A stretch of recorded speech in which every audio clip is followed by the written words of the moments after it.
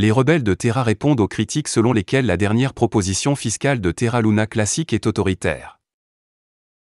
Fatman décrit la dernière proposition de taxe Link comme pire que le paramètre de taxe brûlée et autoritaire. Dans un tweet vendredi, le célèbre dénonciateur de Terra, Fatman, a critiqué la dernière proposition communautaire visant à réduire le paramètre de consommation d'impôt à 0,2% et à allouer 10% de la taxe au pool communautaire pour le développement comme étant autoritaire. Se donner 10% de la taxe est une idée encore pire que la taxe sur les brûlures, tweetait Fatman. Les développeurs méritent absolument d'être payés soit par des dons, soit via des propositions formelles de dépenses communautaires mais rediriger automatiquement 10% de chaque brûlure vers des contributeurs est autoritaire et erroné. Fatman estime que la chaîne Terra Classic devrait abandonner la taxe et les dons obligatoires et se concentrer sur la fourniture d'utilité et l'attraction d'applications décentralisées. Les rebelles de Terra répondent. Sans surprise, les commentaires de Fatman ont attiré beaucoup d'attention et de réponses de membres clés des Terra rebelles.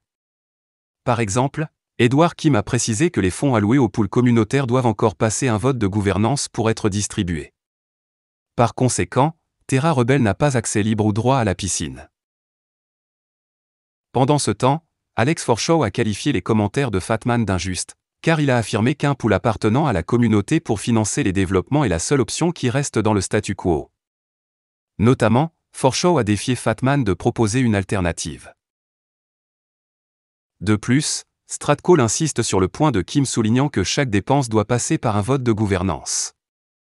En outre, il note que même si le proposant a explicitement déclaré que les 10% devraient être réservés aux développeurs, ce n'est pas ce que la proposition réalise en fin de compte. Notamment, aucun des développeurs de Terra Classic n'a été impliqué dans la rédaction de la proposition en question, proposition 5234. Il convient de mentionner que la proposition 5234 intervient alors que le paramètre fiscal actuel de 1,2% n'a pas répondu aux attentes. Il espère attirer le volume perdu en chaîne depuis la mise en œuvre de la taxe de 1,2% et fournir un moyen de développement durable de la chaîne.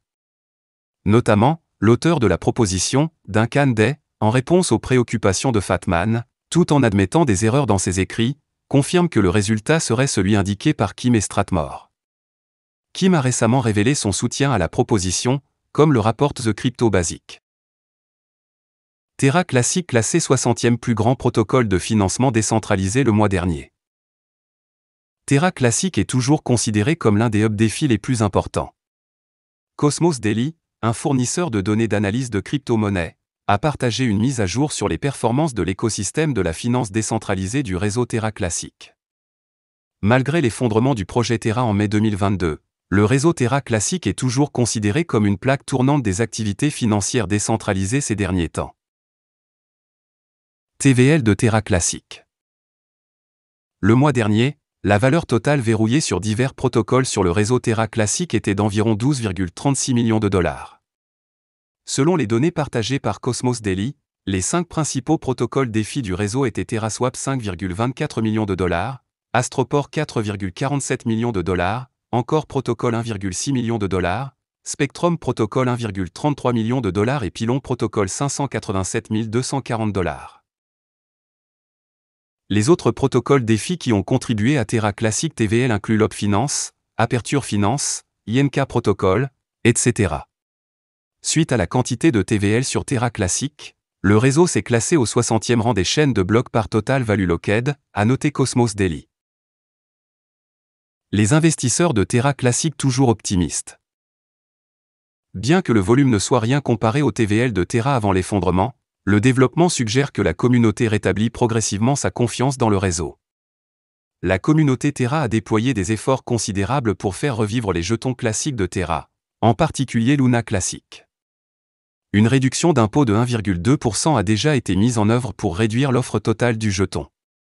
Cependant, Terra Rebelle, une organisation décentralisée axée sur la revitalisation de l'écosystème Terra Classic, n'est pas prête à compter uniquement sur la réduction d'impôt de 1,2%.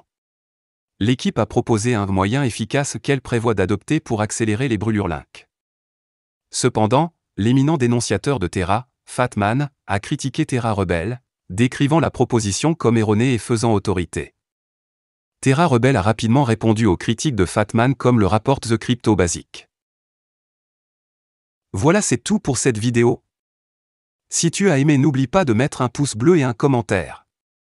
Abonne-toi pour rester toujours informé. Et je vous dis à bientôt pour la prochaine vidéo crypto.